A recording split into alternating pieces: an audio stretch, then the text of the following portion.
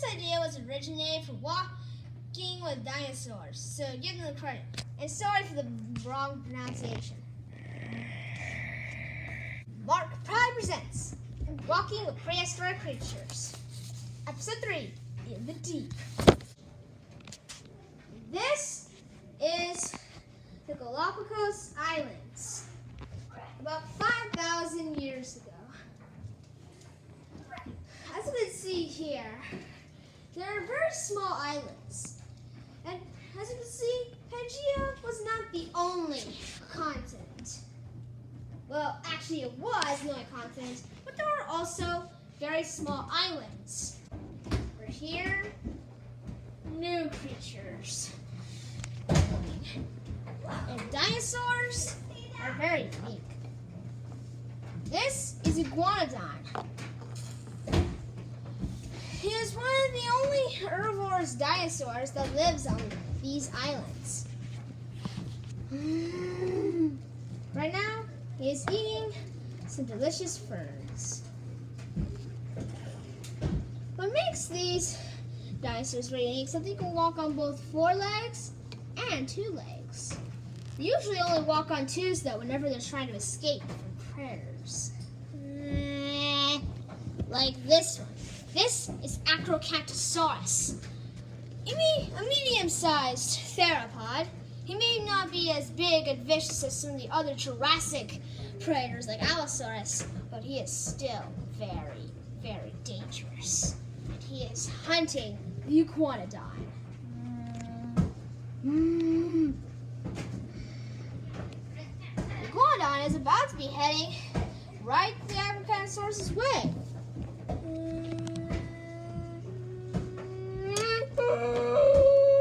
And then notices him.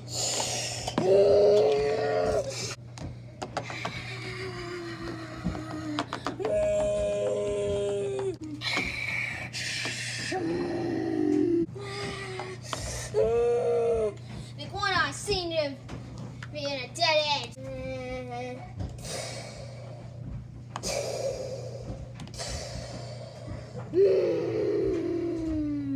However, though, the iguana is not going to give up this easily. The iguana may seem defenseless, but he's not. He has sharp claws on his feet that can pierce the Acrocanthosaurus.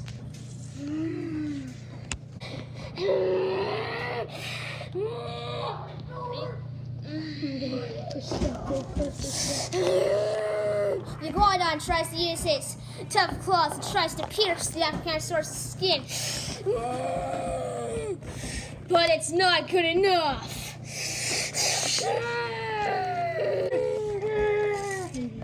No matter how hard the Iguanodon tries to struggle, the Acrocanthosaurus has gotten. However, even though he has killed him, doesn't mean that the fight is over.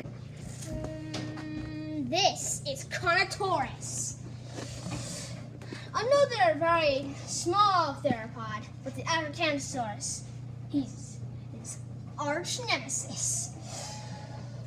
This scaly theropod has spikes all over his back, big horns sticking out of his head, and surprisingly small arms, even smaller than the T-Rex's arms, which we'll get into in a few more episodes later. Plus with the dangerous reds and oranges, this creature is quite terrifying. And he has challenged the Acrocanthosaurus to a battle. Whoever wins will get the Iguanodon carcass, and whoever loses falls into the deep oceans.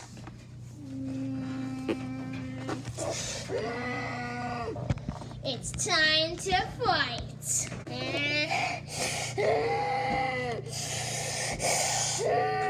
The Acrocanthosaurus gets one of the Carnotaurus' arms, but then the Carnotaurus uses his tail to get him off.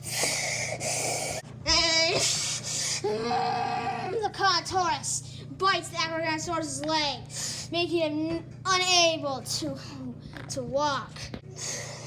Then the Carnotaurus ends up dragging the Apocanosaurus down to the cliff.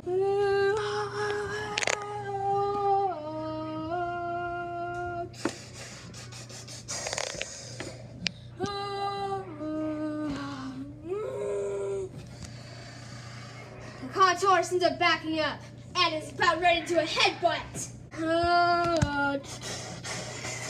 And with his sharp horns, down goes the Apocanosaurus into the oceans.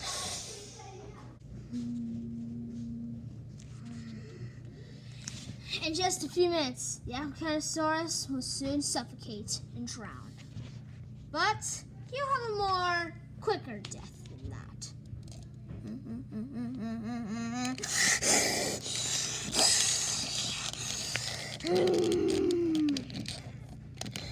This is Lyperdon, and he is the top predator of these islands.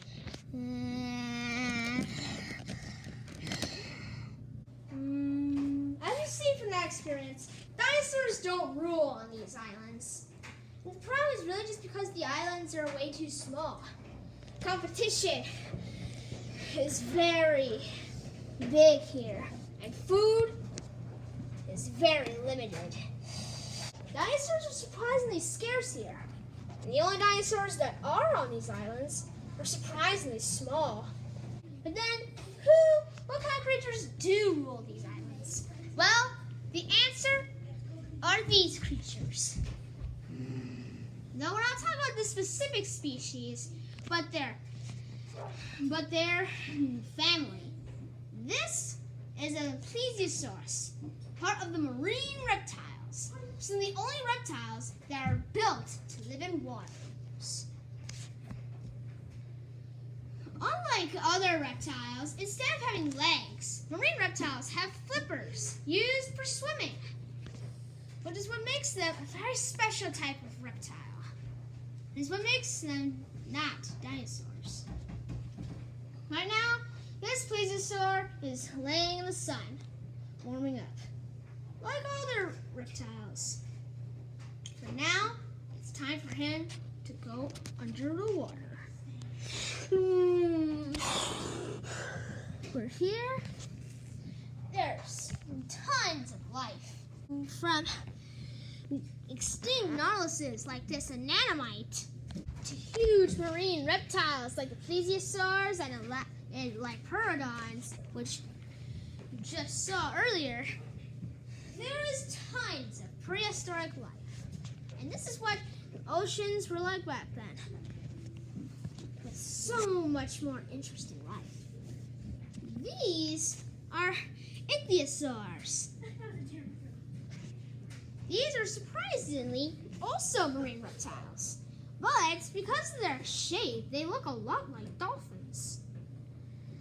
And they also have very big eyes for seeing the dark. That is their favorite time to go hunting, their favorite food, anemones. Right now, this male and female are traveling the oceans. Right now, this ichthyosaur is about to give birth. And it's going to go to the surface and lay and give birth to her young. Most sea reptiles return to the land to lay eggs, but not the ichthyosaurs.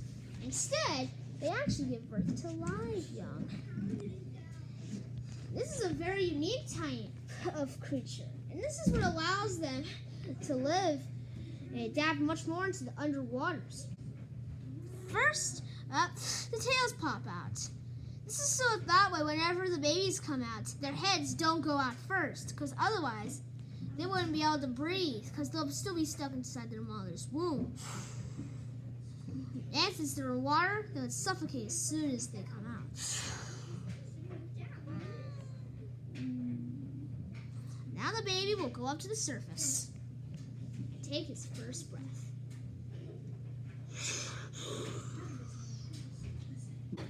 Now, she will continue to give birth to more. Unfortunately, these babies are not going to be able to be with their parents. what they do is that they actually go to coral reefs, where there they can be safe from predators.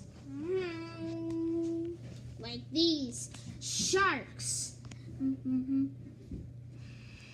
Right now, these sharks are having their targets on the mother ichthyosaur. Luckily, the male is protecting her to make sure no one comes.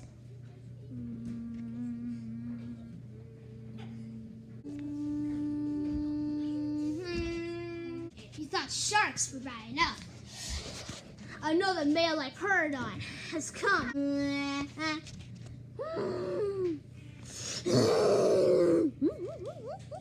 Meanwhile, with the mother, she is struggling to try and give birth to one of her babies. So she's gonna have to go up.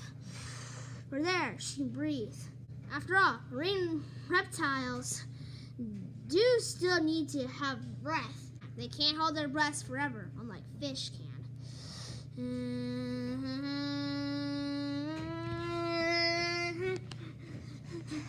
At this state, she is vulnerable to the Liperodon.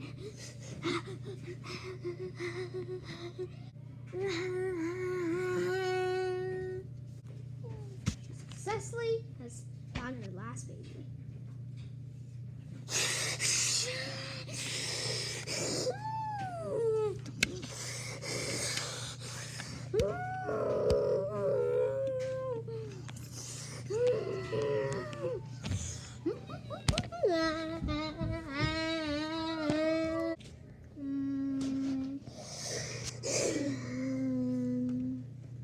The mother has been killed by the Liperodon.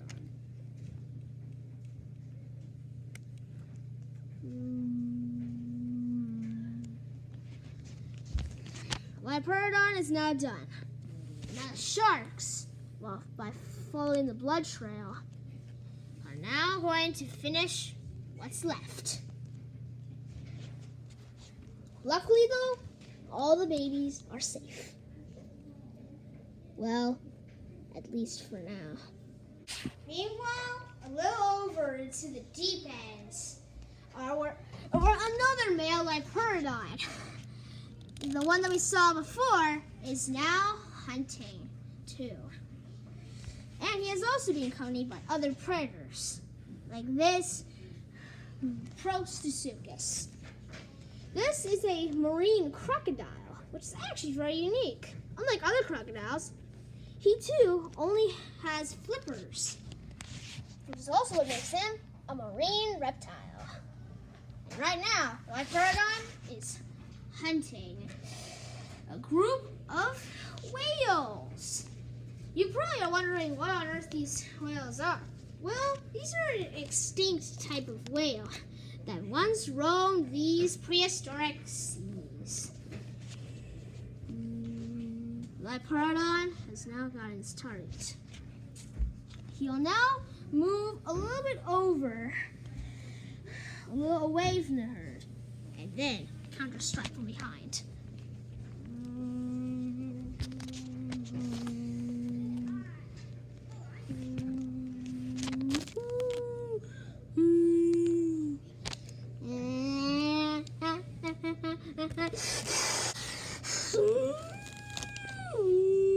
The rest of the group of whales retreats.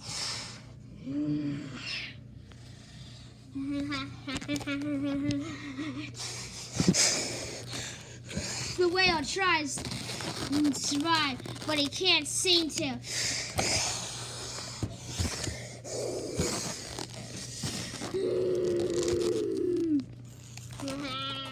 And with his sharp teeth,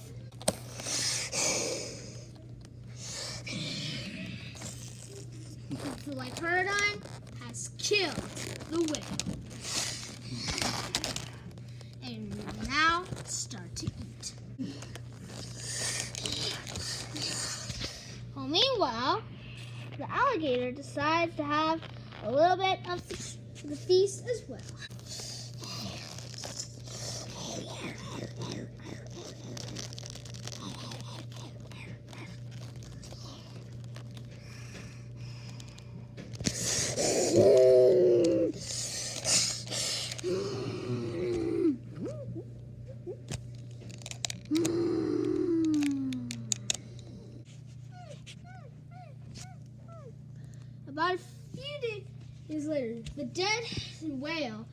his remains have washed up on shore. This is all that has remained of the whale. This is Rhamphorhynchus, a pterosaur, though he's a very small one. He has very interesting features. First of all, he has a diamond-shaped like tail and has very sharp teeth. These are meant to hold tight on any seafood, like this whale meat. Meanwhile, another Acrocanthosaurus is on his walk and seems to have spotted the Rhamphorhynchus feasting. Thinks that the Rhamphorhynchus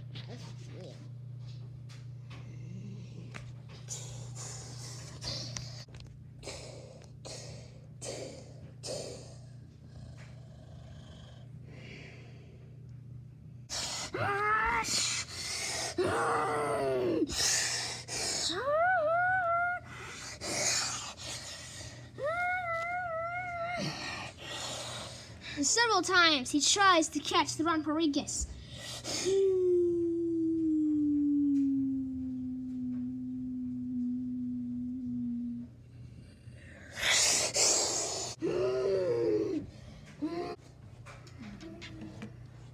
Luckily, the Acrocanthosaurus has successfully missed. And it didn't look like the Rhamphorhynchus was that interested in the whale anyway.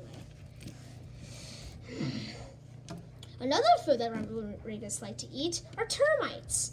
This is where he has a very pointy beak that can stick inside of the tree. He can have delicious termites. It's one of his favorite foods. And it's pretty easy to get.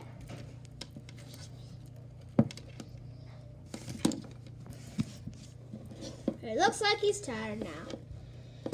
He's going to have a nice little rest. Part 2 coming soon.